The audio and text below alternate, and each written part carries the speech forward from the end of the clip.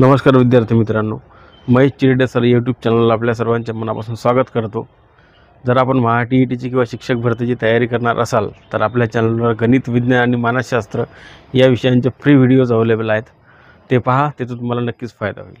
तर मित्रांनो, आजच्या व्हिडिओमध्ये आपण थोडा जनरल डिस्कशन करणार आहोत। बऱ्याच मित्रमैत्रिणींना CTET आणि TET बद्दल बरेच प्रश्न पडलेले आहेत। कोणाला फॉर्म भरताना अडचणी येत आहे, कोणाला सिलेबसबद्दल अडचणी येत आहे, परीक्षेची तारीख जवळ आली तरी त्यांच्या अडचणी थांबत नाही आहे। बऱ्याच प्रकारच्या अडचणी आहे, काही छोट्या मोठ्या, काही अतिशय गंभीर स्वरूपाच्या अडचणी आहेत, ज्यामध्ये पुन्हा फॉर्म भरावा लागू शकतो। आणि CTET द्यावी की TET द्यावी हे अजूनही काही जणांचा क्लिअर झाला नाही। CTET आणि TETचा सिलेबस सारखा असतो की त्यामध्ये काही फरक असतो, याबद्दलही थोडं आपण यामध्ये चर्चा करू। तर मित्रांनो, आपल्या सर्वांना माहीत आहे की 30 सप्टेंबर ही लास्ट डेट आहे TETचा फॉर्म भरण्याची। बऱ्याच मित्रांचे, मैत्रिणींचे फॉर्म भरून झाले सुद्धा असतील।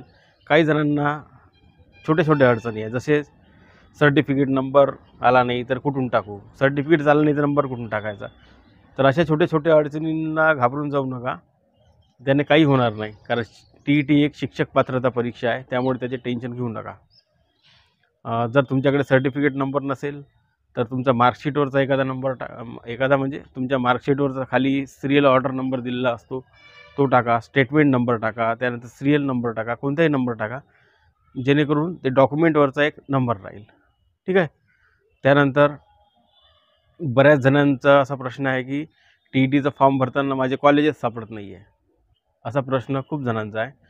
तर मित्रांनो, तुम्हाला सुद्धा असा प्रश्न पडला असेल तर सगळ्यात शेवटी एक ऑप्शन आहे अदर्सचं, त्या अदर्स ऑप्शनमध्ये जा आणि तिथे तुम्हाला तुमच्या कॉलेजचे नाव मॅन्युअली टायपिंग करून तिथे टाकावं लागेल। त्यानंतर काही जणांचा प्रश्न आहे की DED सेकंड इयरला ॲडमिशन आहे तर TET भरता येते का? भरता येते। काही जणांचा असा सुद्धा प्रश्न आहे की DED फर्स्ट इयरला 2 विषय बाकी आहे आणि सेकंड इयरला ॲडमिशन भेटलेली आहे तर TETचा फॉर्म भरता येतो का? नक्की भरता येतो, कारण DEDमध्ये असा एक रूल आहे मित्रांनो, ज्याला आपण DLED म्हणतो। आता DLEDमध्ये असा रूल आहे की 2 विषय जर असेल तुम्ही ATKTमध्ये ॲडमिशन घेऊ शकता, म्हणजे सेकंड इयरमध्ये तुम्हाला तात्पुरत्या स्वरूपात ॲडमिशन भेटते, म्हणजे सेकंड इयरमध्ये तुम्ही आहेत याचा अर्थ तुम्ही TETचा फॉर्म भरू शकता। आणि राहिला CTETच्या फॉर्मबद्दल मित्रांनो, CTETचा फॉर्म तुम्ही फर्स्ट इयरला असताना सुद्धा भरू शकता, म्हणजे तुम्ही ॲडमिशन घेतल्याबरोबर CTETचा फॉर्म भरू शकता। त्यानंतर काही मित्रमैत्रिणींना अजूनसुद्धा संभ्रम आहे की हिंदी मीडियम घ्यावे की मराठी मीडियम घ्यावे। एक व्हिडिओ मी त्याबद्दल बनवलासुद्धा होता, आपल्या सर्वांना त्यामध्ये सांगितलं होतं की कोणतेही मीडियम घेतले तरी काही प्रॉब्लेम बिलकुल येणार नाही। हिंदी मीडियम घ्या, हिंदी माध्यम जरी तुम्ही घेतलं तरी बाकीचे प्रश्न मराठी आणि इंग्लिशमध्ये असतील, त्याबद्दल टेन्शन नका घेऊ, आणि इंग्लिश विषय त्यामधून काढून टाका। त्यानंतर काही जणांना असा प्रश्न पडला आहे की TETची आणि CTETची परीक्षा सारखीच असते का, म्हणजे दोघांचा अभ्यासक्रम सारखा असतो का, लेवल सारखी असते का, अशा प्रकारचे प्रश्न पडलेले आहे।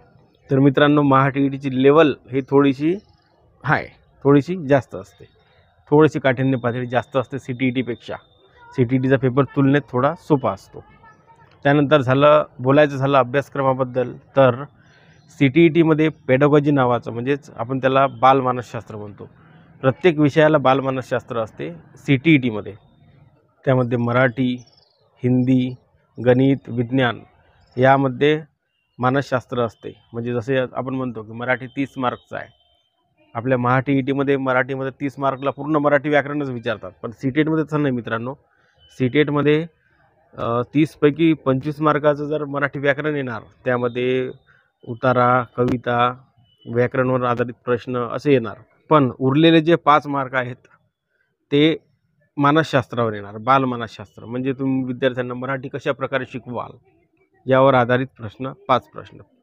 हिंदीमध्ये सुद्धा तसेच येतात। गणित आणि विज्ञान या विषयामध्ये 10-10 मार्काचे प्रश्न जे असतात ते येतात पेडागॉजीवर, म्हणजेच बालमानसशास्त्रावर, म्हणजे गणित तुम्ही कसे शिकवाल विद्यार्थ्यांना, वर्गात कोणती अध्यापन पद्धती वापराल इत्यादीवर आधारित प्रश्न गणित आणि विज्ञानावर 10-10 प्रश्न जवळपास येतात। पण आपल्या TETमध्ये तसं नाही मित्रांनो। TETमध्ये सरळ फक्त मानसशास्त्र या विषयातच मानसशास्त्र आहे, बाकी कोणत्याच विषयात मानसशास्त्र नाही। पण CTETमध्ये प्रत्येक विषयात मानसशास्त्र आहे. राहिला विषय बालमानसशास्त्र व अध्यापनशास्त्र, हे तर TET आणि CTET दोन्हीमध्ये कॉमन आहे. सिलेबस जवळपास सारखाच असल्यासारखं आहे. थोडासा फरक पडतो, एकदम सारखा नाही आहे सिलेबस. TETचा सिलेबस थोडा वेगळा पडतो बालमानसशास्त्राचा, CTETचा थोडासा वेगळा पडतो. 30 प्रश्न दोन्हीमध्ये असतात. हे झालं प्युअर पेडागॉजी, म्हणजेच बालमानसशास्त्र व अध्यापनशास्त्र हा सेपरेट विषय.